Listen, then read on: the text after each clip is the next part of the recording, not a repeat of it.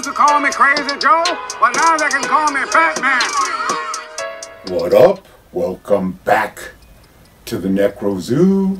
I am Bones. And in this one, let's go ahead and add one more figure to my McFarlane DC Multiverse collection. Now today we will be finishing off the Titans wave. This is the final figure in that set, and after this we will be able to put together the Savage Beast Boy. Now I have already done Donna Troy, Raven, and Nightwing, and today we will finally get into Arsenal Roy Harper. Now he does look pretty accurate in the packaging, but let's go ahead and take a closer look at him. But first, he does come with your standard black DC Multiverse stand. Now of course these are not really needed, but sometimes they do come in useful. He also comes with his data file card. On the front you do have some source material from the comics. Now it is not necessarily this representation of Arsenal. I mean, it is the same character and kind of the same design, but just a little bit of different details. And on the back you do have some information. Now I don't know too much about Arsenal. I do know originally he was Speedy. He is Green Arrow's sidekick, and whenever they want to have like a character have a bunch of problems, they always kind of throw it on Roy Harper. So that's pretty much like the gist of what I know about him, but don't really get into a lot of modern comics. I do know he is a big part of the Titans. He's like a founding member of the Titans, and he has had different versions, even I think animated. I'm not sure about live action, but he is a pretty well-known character. So far to say that even I know his name, Roy Harper, but I don't really know a lot about what's going on right now with him. Pretty cool.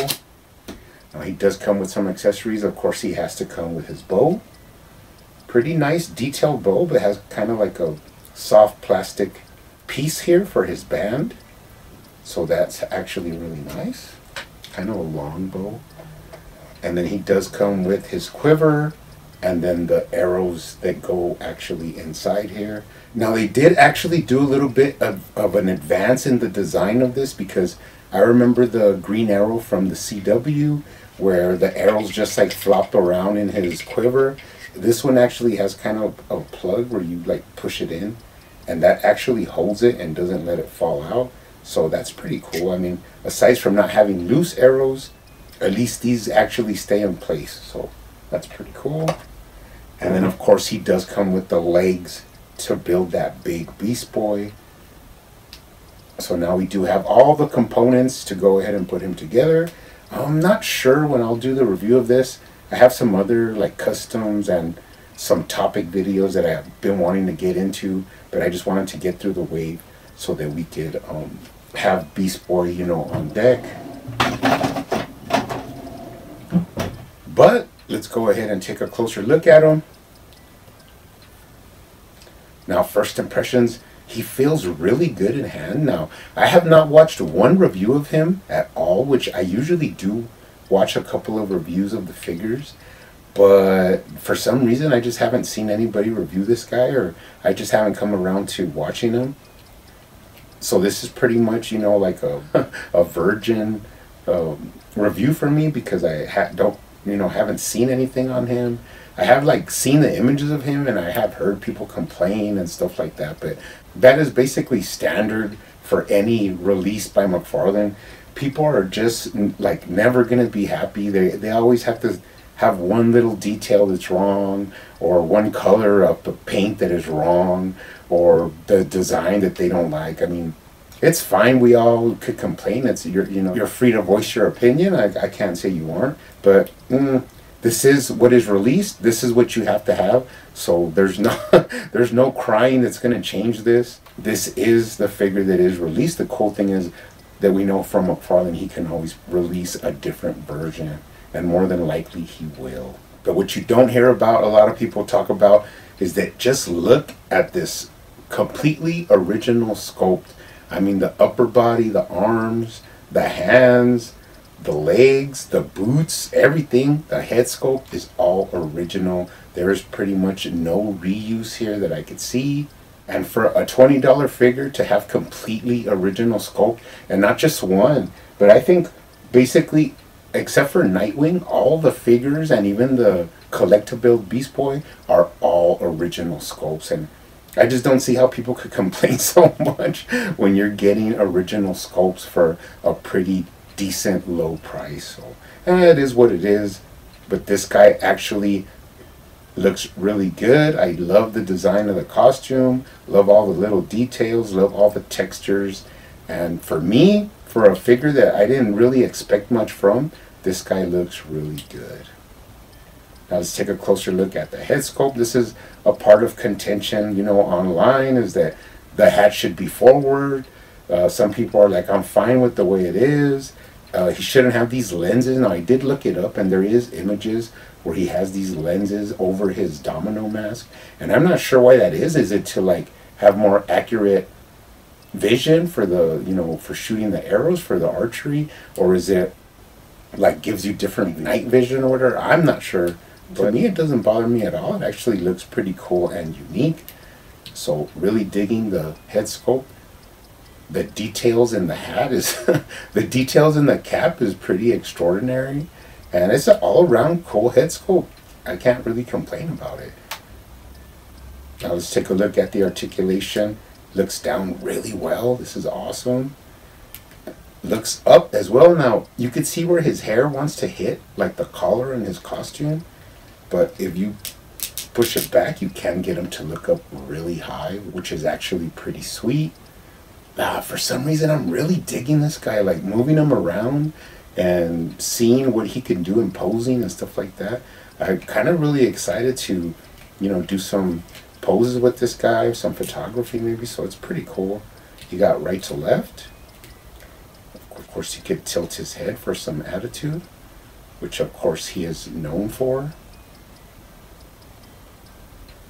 All in all, pretty cool. Like I said, moving down, just look at all the different like details and textures, and this is just an awesome figure. Going down into the belt, all the little pouches, the different little compartments, just is really cool. Let's take a look at the waist articulation. You do have side to side.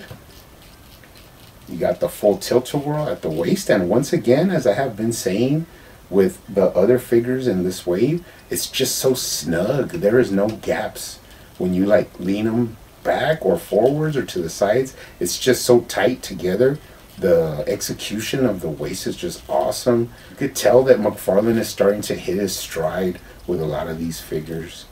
Now you can twist them, get him in some cool poses. He doesn't have really a crunch to speak of. I mean, it's real slight. You can kind of go forward, but I'm really used to the way he did the other ones where the top part of the torso actually hits the belt, and in this one it's, you just can't get it. But of course he could lean back like the best of them. Let's take a look at the shoulder. He does have yeah, if you move his arm around, you can see he has that like bushing inside the socket, so you get some cool range there. At the shoulder, a slight up and down and front to back. You got bicep swivel, double jointed elbows that actually, for like flesh tone arms, these look really nice. They don't look so cut up. That's another cool advancement. Straighten out his arm. You got a death from above tattoo there with like some crazy neon green color. Moving down into his arm guards, into the wrist. Now this is where the 4-point of articulation that McFarlane does with his wrist really come in handy, because you could use all of this when he uses bow, you know, to manipulate his wrist to have him in a certain position, which I could see really helping out in posing and stuff like that. He does have a hand like a kind of, it looks like a pistol hand, but it's more for gripping, I would say. Then on the other side, some more tattoos, which is interesting. You got one that says poison with a scorpion, And then you also have another skull tattoo, which actually looks like mine. And then of course this hand is the same, so you could, you know, get him in the poses he needs to be in to hold his bow. Now you can get him in a T-pose pretty simply. Can't go much higher. He kind of has like a little overlap on the shoulders, but you can move his arms above his head. Going down into the thighs, let's check out his thigh swivel. It is there. If you heat these up, you can actually loosen them up and get a lot more range. So really like that. And of course that means that you can move his foot from side to side without having a thigh cut. And that is actually a more human point of articulation, is a pivot at the hip to move the foot. Pretty nice. Now he can kick up really high.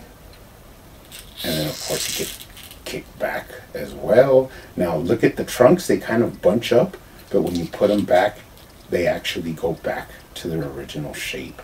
So don't be afraid to move the legs and push the trunks out of the way, because that is what they are designed for. I see a lot of people like push the leg back and they just stop and they don't actually give it its full range. I'm not sure if they're afraid of like ripping the trunks, but usually that, I mean 99.9% of the time that I've done this, it doesn't do anything to the trunks. Now you can cock out his knee. He has that sweet hip swivel, double jointed knees, straighten them out. You got up and down at the ankle, right to left, rocker, and then toe articulation. Now before we go, let's take a look at these legs. Actually pretty cool, awesome original design, sculpted out really beautifully. You have tons of sculpt work, pouches, you got the knee pads, you got texture like on his boots. Another thing to look at is these awesome boots. They are very unique to this figure. I've never seen them before, so that's pretty awesome. McFarlane continues to give us original sculpt. Take a look at him at the bottom. Now he does have tread and he does have identifying marks. And then pretty nice is that on the back he has like a cool kind of like athletic shoe heel, which you don't really see. I've never seen it before except for right here. Moving up the back, more texture. I love how they put sculpt actually into the hinge. You could actually see it sculpt in there. And then moving up to his backside, and then the belt of course goes all the way around with the pouches. More details on his back, and then going up into the back of the cap. He looks cool at this angle. Now you can get his quiver and then stick it into the hole there, and actually it's really nice. It doesn't fall out, it's not loose at all, so that works really well. Now the only thing that I did kind of hear was that people were mad that the arrows are all put together, but I think that's like a safety thing that you have to do that. If you have a band on the plastic like this, you can't add arrows, because then that's considered, I think, like a slingshot. So you can't do that. But do not fear, I actually have these red loose arrows that come from the Young Justice Mattel red arrow, and I've always held on to these. I don't know why. I just always never wanted to lose them. Always had them hidden away, and they actually work really well with this Arsenal figure. You could pose them, have him shooting the arrow, and they're actually a good size for him. They could be considered slightly large, but they actually work really well. Now speaking of that, of course, the the figure that those arrows belong to is actually the Young Justice red arrow. This is before they called him Arsenal, and he was kind of, this little line was kind of released in the middle of the DC Universe Classic. You had different figures. You had Robin, you had Wally West, you had a Aqualad. What was the girl's name? I think Artemis or something like that. And these are all figures you don't really hear about. You don't hear anybody talking about these. Now I do have them here on the shelf behind me. It's just a collection that I always really like, so I do have those figures. I think you also had Superboy, but they only made him in his suit, like from Cadman or whatever, where he was imprisoned at. But then later on in the DC Classics line, they did release, I'm not sure if he was called Arsenal yet, but it was like Red Arrow, another cool figure. And there have been other versions of him released from DC Direct, but these are the ones that I have in my collection. Now before we go, let's go ahead and bring out Nightwing, just to get a little bit of scale. Now he's like a smidgen shorter than this Nightwing, not too much, and that was another thing I heard a lot of people complaining about. But I mean, in all honesty, you're gonna have him posing, like jumping or crouching down, holding on to his bow. So I mean, to me, scale is something that like mass consumers don't really notice or know anything about. But that's something more for like the collectors that are really particular and they look at every detail. But for me, $20 Arsenal figure, original sculpt, comes with a lot of cool accessories, just awesome. Actually, I'm pretty much gonna say this is probably my favorite figure of this wave. And I do expect for McFarlane to release another version eventually down the road. But you guys keep hunting out there, keep collecting, keep customizing, and I will see you on the next one.